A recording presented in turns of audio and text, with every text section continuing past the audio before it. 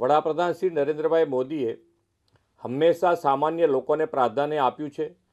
તેમના નેતૃત્વમાં રિફોર્મ એક્સપ્રેસને આગળ ધપાવતું આત્મનિર્ભર વિકસિત ભારત માટેનું આ બજેટ છે.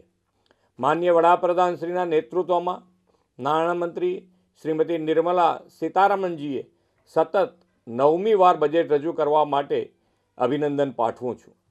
કર્તવ્ય ભવનમાં તૈયાર થયેલું આ બજેટ 3 કર્તવ્યો પર ઝોક આપતું બજેટ છે.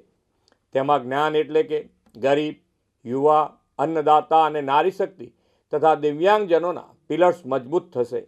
આ 3 કર્તવ્યોમાં સમાજના બધા જ ક્ષેત્રોને અને દરેક વર્ગને સૌના સાથ, સૌના વિકાસના મંત્રથી આવરી લેવાનો ખૂબ જ સરાહનીય અભિગમ રાખવામાં આવ્યો છે. ઇન્ફ્રાસ્ટ્રક્ચર, ઇન્ડસ્ટ્રીઝ, કટિંગ એજ ટેકનોલોજી, સેમિકન્ડક્ટર, ડેટા સેન્ટર્સ જેવા ક્ષેત્રો પર ખાસ ફોકસ કરવામાં આવ્યું છે. MSME પર ભાર મૂકવામાં આવ્યો છે. તેનાથી લઘુ અને સૂક્ષ્મ ઉદ્યોગોને મોટો ફાયદો થશે. મેન્યુફેક્ચરિંગ ક્ષેત્રમાં ઉદ્યોગોને જે પ્રોત્સાહનો જાહેર કરવામાં આવ્યા છે તે પણ ગુજરાતના મેન્યુફેક્ચરિંગ સેક્ટરને બૂસ્ટઅપ કરશે. પૂર્વ ભારતના દાનકુનીથી સુરત સુધીના ડેડિકેટેડ ફ્રેટ કોરિડોરથી રાજ્યના વેપાર, ઉદ્યોગ અને ઉત્પાદન ક્ષેત્ર માટે ઝડપી લોજિસ્ટિક સેવાઓ મળતી થશે. ટેક્સટાઇલ સેક્ટરને વધુ ઉત્તેજન આપવા જાહેર કરવામાં આવેલી 6 જેટલી યોજનાઓનો લાભ ગુજરાતના ટેક્સટાઇલ સેક્ટરને મળશે.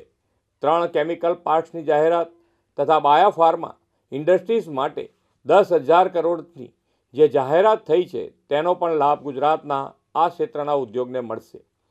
ગુજરાત દેશમાં મ્યુનિસિપલ બોન્ડ ઇસ્યુમાં અગ્રેસર રહ્યું છે. આ બજેટમાં મ્યુનિસિપલ બોન્ડ માટે જે પ્રોત્સાહન જાહેર થયા છે તેનો લાભ ગુજરાતની મ્યુનિસિપાલિટીઝને પણ મળશે. 5 લાખથી વધુ વસ્તીવાળા ટિયર 2, ટિયર 3 શહેરોને સિટી ઇકોનોમિક રિજિયન બનાવવાની જાહેરાતથી રાજ્યના નાના શહેરોનો સુગ્રથિત વિકાસ વેગવંતો બનશે.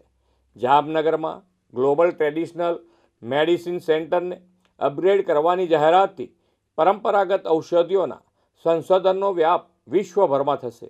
લોથલ અને ધોળાવીરાનો દેશની 15 પુરાતત્વ વિરાસત ક્લસ્ટર ટુરિઝમ ડેવલપમેન્ટમાં સમાવેશ થયો છે.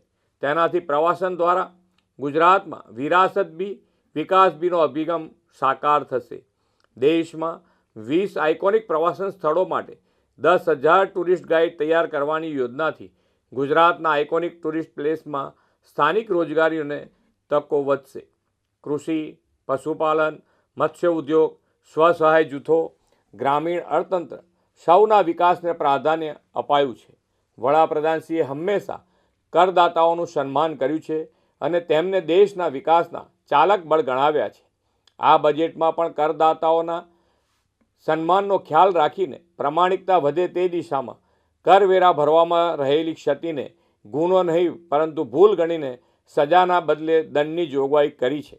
સમગ્રતા આ બજેટ સર્વસમાવેશી, સર્વસ્પર્શી અને સામાન્યમાં સામાન્ય માનવી સહિત સૌના સર્વગ્રાહી વિકાસ, કલ્યાણ અને આત્મનિર્ભર વિકસિત ભારત માટેના તેમના યોગદાનને વધુ પ્રેરણા આપતું બજેટ છે.